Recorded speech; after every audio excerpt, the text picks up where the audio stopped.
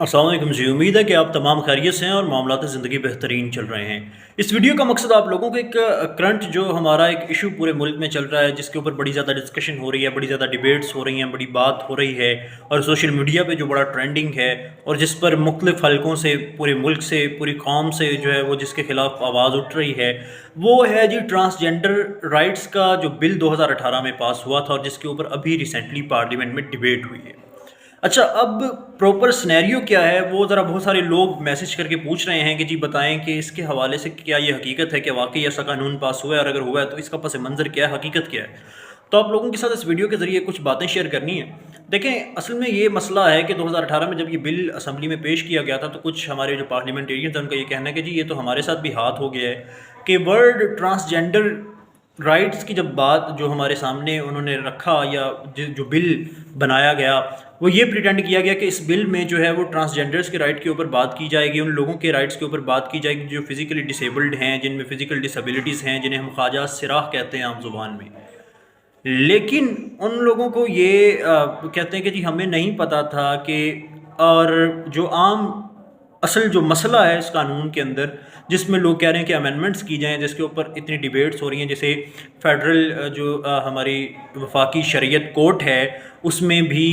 Challenge किया गया है। तो ये इसमें अमेंडमेंट्स जो रिक्वायर्ड है वो ये है कि जो लफ्ज़ ट्रांसजेंडर है उसकी डेफिनेशन सिर्फ फ़िज़िकल डिसेबिलिटीज़ वाला शख्स नहीं है, उसमें वो लोग भी आते हैं, वो लोग भी फॉल करते हैं जो करेक्टरिस्टिकली, यानी जो महसूस करता हो, जिसके अंदर फ़िज़िकली तो वो मर्द है या मुकम्मल औरत है, लेकिन वो कहे कि जी मुझे महसूस होता है, या उसकी खसूसियात जो हैं वो औरत वाली हैं या मर्द वाली हैं, तो वो अपनी जिन्स को उसके मुताबिक तब्दील कर सकता है। इस ट्रांसजेंडर राइट का मतलब ये है। अच्छा, अब इससे होगा क्या? अब कोई भी मर्द जो जिसकी वजह से इतनी तनकीद की जा रही है वो ये है कि कोई भी मर्द जो प्रॉपर मर्द है वो नादरा के दफ्तर में चला जाए और जाकर कहे कि जी मैं महसूस कर रहा हूँ कि मैं औरत हूँ, तो आप मुझे औरत लिख दें, तो उसको औरत करार दे दिया जाएगा। अब इससे होगा क्या? और इसी तरह जब कोई औरत ये कहे कि जाकर के जी मैं महसूस कर रही हूँ कि मर्द हूँ, तो मुझे मर्द लिख दें आप, तो उसे भी मर्द लिख दिया जाएगा। अब जब ये कानून बिल पेश किया गया था तब ये कहा गया था कि जी इसका जो मेन मकसद है वो ये है कि इनको विरासत में हकूक़ दिए जाएँ, ख्वाजा सिराओं को, इनका जो है वो प्रोटेक्शन दी जाए इनको, और इनके जो बेहतरी के लिए इसमें इक़दाम उठाए जाएँ। अब हुआ क्या है कि इसका जो असर है वो उल्टा हो गया है। वो ये हुआ है कि इस बिल से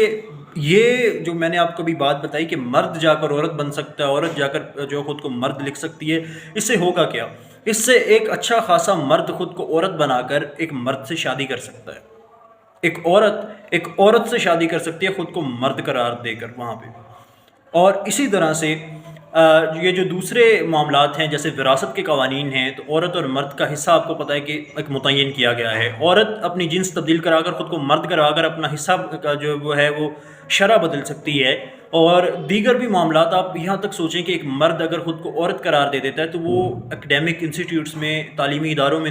वहाँ पे दाखिला ले सकता है जहाँ पे जो सिर्फ ख़वातीन के लिए है, क्योंकि वो तो ख़ुद को ख़ातून वहाँ पे करार दिलवा चुका है ना नादरा के ऑफिस में, तो उसको कौन रोक सकता है फिर कानूनी तौर पर कि वो तो एक औरत है, चाहे वो प्रॉपर मर्द है, क्योंकि मेडिकल बोर्ड नहीं है, कोई तस्दीक नहीं है, तो वो सिर्फ उस मर्द का ये कहना इनफ है इस कानून की नज़र में। तो ये कुछ चीज़ें हैं जिनके ऊपर बड़ा ज़्यादा एतराज़ है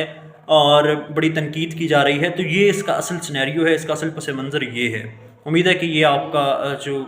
कॉन्सेप्ट है इस जेंडर प्रोटेक्शन ट्रांसजेंडर एक्ट के हवाले से वो क्लियर हो गया हो। Thank you.